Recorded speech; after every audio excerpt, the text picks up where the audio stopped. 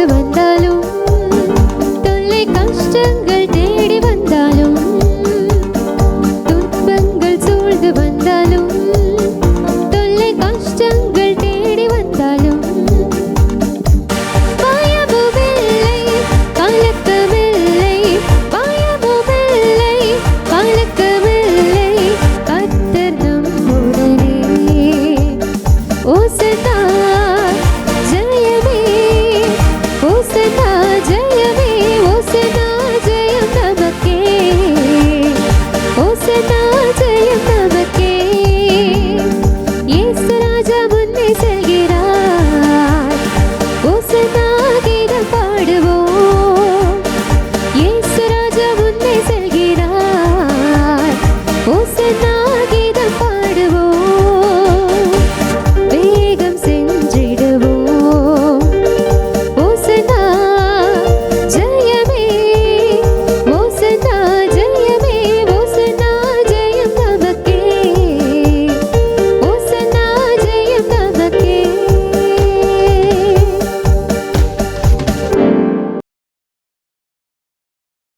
ஆண்டவராகிய இயேசு கிறிஸ்துவின் நாமத்தினாலே உங்கள் அனைவருக்கும் என்னுடைய அன்பான வணக்கத்தையும் வாழ்த்துக்களையும் தெரிவித்துக் கொள்கிறேன். நம்முடைய இன்றைய மாலை தியானத்திற்கு ஆதாரமாக ஏசாயா தீர்க்கதரிசியின் புத்தகம் 49வது அதிகாரம் 14-15 வசனங்கள் நான் வாசிக்கிறேன், கேளுங்கள். சீயோனோ, கர்த்தர் என்னை கைவிட்டார், ஆண்டவர் என்னை மறந்தார் என்று சொல்லுகிறாள்.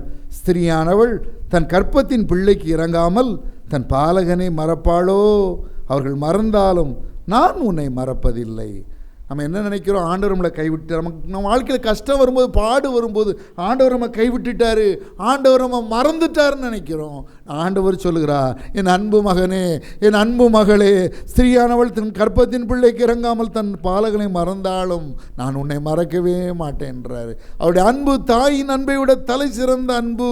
ஏசாயா 66 அதிகாரம் 13 வசனத்தில் ஆண்டவர் இவ்விதமாய் சொல்லுகிறார், ஒருவனை அவன் தாய் தேற்றுவது போல நான் உங்களை தேற்றுவேன், ஒருவனை அவன் தாய் தேற்றுவது போல நான் உங்களை தேற்றுவேன், நீங்கள் எருசலேமிலே தேற்றப்படுவீர்கள் என்றெல்லாம் ஆண்டவர் நம்மை உற்சாகப்படுத்துகிறார். அவருடைய அன்பை பற்றி நீங்கள் ஒரு நாளும் சந்தேகப்படாதீர்கள். அவருடைய அன்பு தாயின் அன்பை விட தலை சிறந்த அன்பு. உலகத்திலே தலை சிறந்த அன்பிற்கு நாம் ஒப்பிடுவது தாயின் அன்பை தான். என்னோடய வாழ்க்கையில் ஒரு விஷயம் நல்ல ஞாபகம் இருக்குது. நான் 7ஆம் வகுப்பு படிக்கும் பொழுது சிக்கன் பாக்ஸ் என்று சொல்லக்கூடிய அம்மை நோய் எனக்கு வந்தது. எங்கள் அம்மா என் கூட இருந்து பணிவிடை செய்து இரவெல்லாம் விழித்திருந்து, ஐயோ அரிக்குதுன்னுவே, ஐயோ வலிக்குதுன்னுவே, ஐயோ சொரியலாக எடுக்குதுன்னு என் கூடயே இருந்தாங்க. என்ன நடந்துச்சுன்னா, எனக்கு சுகமாயிட்டு எங்கள் அம்மாவுக்கு சிக்கன் பாக்ஸ் வந்துட்டு. ஒரு தாய் நண்பது தான், தன் பிள்ளை நல்லா இருக்கணும், நம்ம பலவீனம் அடைஞ்சாலும் பரவாயில்ல, அந்த நோய் நமக்கு தொத்துனாலும் பரவாயில்ல, என் பிள்ளை சுகமடையணும், அதான் தாயினுடைய அன்பு. ஒரு இடத்துல ஒரு தீ விபத்து ஏற்பட்டது. ஒரு மனிதன் இறுக்கமான ஒரு ஜீன்ஸ் பேண்ட் அணிந்திருந்தான். அதனால் அந்த தீ விபத்து ஏற்பட்ட போது பேண்ட்டை கலத்த முடியல, உடம்புல தோல் நிறைய தோல் சேதமடைஞ்சிட்டு. ஒரு பெரிய கூட்டம் அவனை சுற்றி வேடிக்கை பார்த்துட்டு இருந்துச்சு. மருத்துவர் வந்தார். இவனுக்கு தோல் தானம் தேவைப்படுகிறது, யார் அவனுக்கு தோலை கொடுக்க முன் வருவார்னு கேட்ட உடனே அவ்வளோதான், சுற்றி இருந்த அத்தனை கூட்டம் ஓடி போயிட்டு. எங்கிருந்தோ அவனுடைய தாயார் ஓடி வந்தார்கள். ஐயா, என் உடலில் இருந்து எவ்வளவு தோலை வேண்டுமானால் எடுத்துக்கொள்ளுங்கள், நான் செத்தாலும் பரவாயில்லை, என் பிள்ளை வாழட்டும் என்று கேட்டார்கள். இதுதான் ஐயா ஒரு தாயினுடைய அன்பு.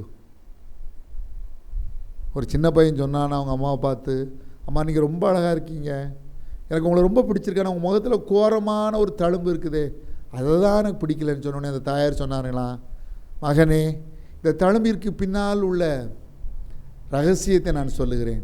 நீ சிறுவனாக இருந்த பொழுது தொட்டிலே நீ படுத்திருந்தாய், அம்மா கிச்சனில் உட்காந்து சமையல் பண்ணிகிட்டு இருந்தேன், திடீரென்று இந்த தொட்டிலே தீ பிடித்தது, கிச்சன்லேருந்து பாய்ந்து ஓடி வந்தேன், உன்னை காப்பாற்றினேன்.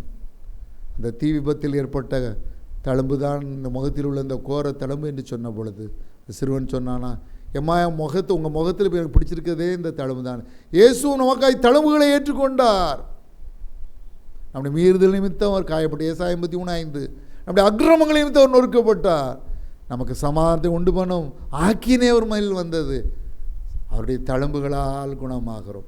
சிலுவையில் இயேசு கிட்டத்தட்ட 5000த்திற்கு அதிகமான பெரிய காயங்களையும் 165 சிறிய காயங்களையும் உடல் முழுவதும் ஏற்பட்டிருந்தது தான்.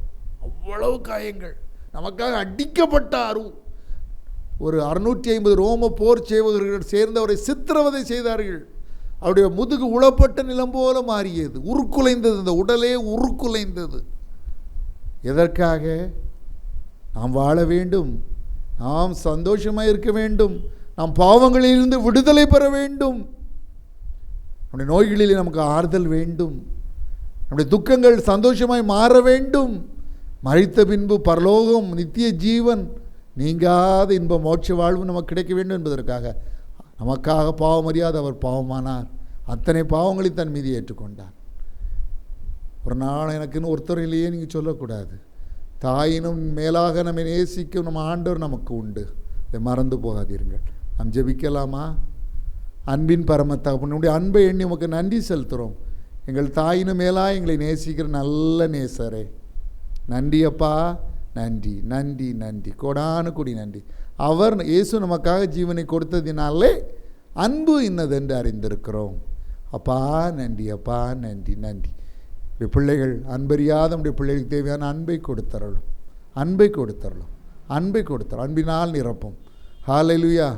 அது மாத்திரம் மேலும் நமக்கு அருளப்பட்ட பரிசுத்தாவினாலே தேவனுடைய அன்பு நம்முடைய இருதயங்களில் ஊற்றப்பட்டிருக்கிறபடியால் அந்த நம்பிக்கை நம்மை வெட்கப்படுத்தாது. இந்த வாக்குத்தத்தம் பிள்ளைகளுடைய வாழ்க்கையில் நிறைவேறட்டும். சகல துதியையும் கனத்தையும் மகிமையும் வல்லமையும் ஒருவருக்கே செலுத்துகிறோம். இயேசு கிறிஸ்துவின் நாமத்தினாலே வேண்டிக் கொள்கிறோம் பிதாவே. ஆமேன், ஆமேன்.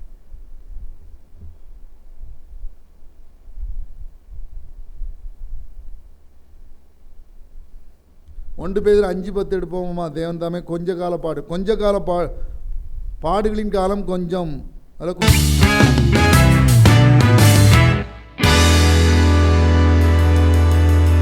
எல்லாருக்கும் நம் இயேசு சிறந்தவர்.